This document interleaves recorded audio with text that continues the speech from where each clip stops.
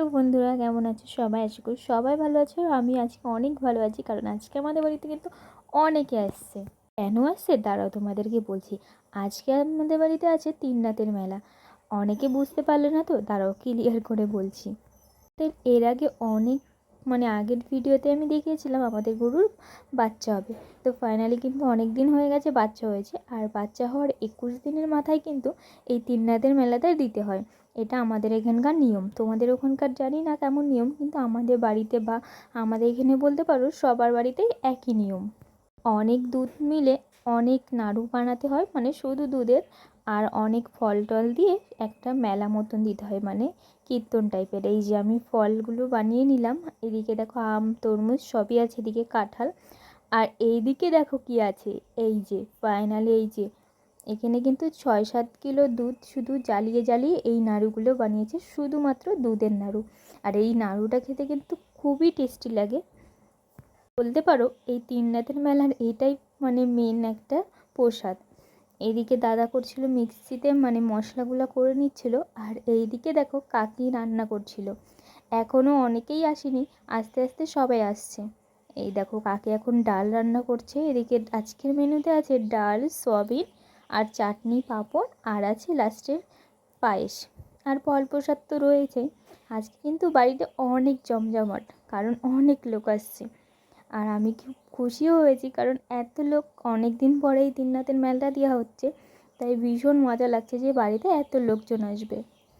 তো এইদিকে দেখো দিদি এদিকে আদায় করছিল। তো চলো এবার ওই দিক থেকে ঘুরিয়ে নিয়ে আসি। আর ওইদিকে কিন্তু এখনই শুরু হয়ে যাবে, যেটা কীর্তনটা দেওয়া হবে সেটাই কিন্তু এখনই শুরু হবে। তাই সবাই মিলে এখন নমস্কার করে নিচ্ছিল। তো মা আমাকে বলছিল যা তুইও তাড়াতাড়ি করে করে নে। ওইদিকে দাদা করলো, ওইদিকে দিদিও কিন্তু করা হয়ে গেছে। তো আমি এখন যাচ্ছিলাম। আর এইখানটায় না আমি যখন নমস্কার করতে নিচে নেমেছিলাম, তখন না আমি আর উঠতে পারছিলাম না। জানি না কেন, কারণ অনেক দিন পরে শাড়ি পরে এমন হচ্ছে, অসুবিধা হচ্ছে। কারণ বাড়িতে তো শাড়ি তেমন একটা পরা হয় না, কিন্তু আজকে তো লোকজন আসবে তাই একটু শাড়ি পরেছি। আর জানোই এখন যেহেতু আমার প্রেগনেন্সির টাইম চলছে, আর অনেক কষ্ট হয় শাড়ি পরে চলতে। তো যাই হোক, আজকের দিনটা তো একটু রেস্ট নিলে হবে না, কারণ বাড়িতে অনেক লোকজন আসবে, একটু তো টুকটাক কাজ করতে হবে বলো। তো এইদিকে দেখো আমাকে চন্দন দিয়ে গেল, আর এই যে আমার কিউট বান্ধবী এসছে। আর তোমরা তো জানোই আমার বাবার বাড়ি কাছে, তাই আমার বান্ধবীদের কিন্তু ইনভাইট করা হয়েছিল। আর এদিকে সবাই বসে বসে গান শুনছিল, আর আমি তার জন্য একটু ভিডিও করে নিলাম। তো চলো এবার ওই দিকে যাওয়া যাক, কারণ অনেকক্ষণ তো সবাই গান শুনলো। এবার কিন্তু সবার জন্য এই যে চা বানানো হচ্ছে। তো সবাইকে এখন চা দেওয়া হবে। তো এই একবারে তো ধরবে না, তো আস্তে আস্তে সবাইকেই দেওয়া হবে, কিন্তু এক এক করে নিয়ে যাওয়া হচ্ছে। আর এদিকে এখন কিন্তু সোয়াবিন রান্না হচ্ছে। এদিকে আমিও একটু বসে একটু চা খাচ্ছিলাম আর একটু গান শুনছিলাম। আর এই দেখো সবাই কিন্তু এক এক করে চলে আসছে গান শোনার জন্য। আর এই গানটা কিন্তু ভীষণ ভালো হচ্ছিলো, কিন্তু আমি ভয়েসটা দিতে পারছিলাম না, যেহেতু কপিরাইট চলে আসবে। আর এইদিকে এখন একটা খুব মজার কাণ্ড হবে। এই যে আমাকে মা ডাক দিল যে ঘটিটার জল আছে ওইটা কিন্তু হাতে ধর, কারণ ওই দেখো দুটো বাচ্চা দেখতে পাচ্ছ। এটাই কিন্তু একটা মজারও খেলা আছে, বলতে পারো একটা খেলায়। একটা কলা পাতায় অনেক কটা নাড়ু দিয়ে আছে, কিন্তু এই নাড়ুটা কাড়াকুড়ি করে নিতে হয়, এটাই নিয়ম। তো অনেকের ভিতরে তো অনেক নিয়ম থাকে, কিন্তু আমাদের এখানটায় যদি এই মেলাটা দেওয়া হয় কিন্তু এটাই নিয়ম থাকে, যে কোনো বাচ্চা ছেলে মানুষকে নিতে হবে। তো ওই যে দুজন কিন্তু দাঁড়িয়ে গেছে নাড়ুটা কাড়াকুড়ি করার জন্য। আর এইদিকে মা আমাকে বলছে এই 1 ঘটি জল কিন্তু ওদের গায়ে ছিটাতে হবে। তো যেহেতু ছোট মানুষ, অল্প অল্প করে ছিটিয়ে দেবো।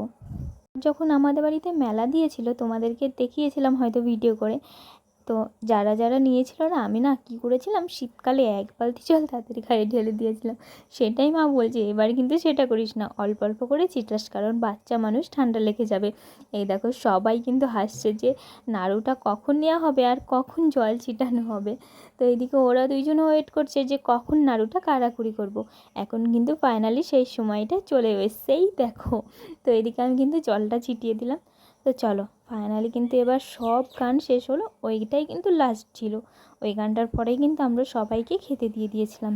এই দেখো সবাই তো একবারে ধরবে না, তাই যে কটা মানুষ ধরেছে, যে কটা বলতে আমাদের উঠানটা তো অনেকটাই বড়, তো বেশ বেশ কটা মানুষই কিন্তু ধরেছে। তো চলো সবাইকে কিন্তু এখন খেতে দেওয়া হচ্ছে, সবাই সবার মতন খেতে দিচ্ছে, আর আমি এদিকে ভিডিও করছিলাম। তো ফাইনালি এখন 1:45 বাজে গাইস, সবার খাওয়া দাওয়া শেষ, তো আমরাও এখন বসেছি। আর আমি না ভয় পাচ্ছিলাম যে এত রাত্রে খাবো, আমার যদি কোনো প্রবলেম হয়। আর এখন বুঝতেই পারছো এত রাত করে খেলে পরে মানে একটা হজমের ব্যাপার আছে। তো যাই হোক, এই যে আমরা শুধু বাড়ির কয়েকজন বাকি ছিলাম।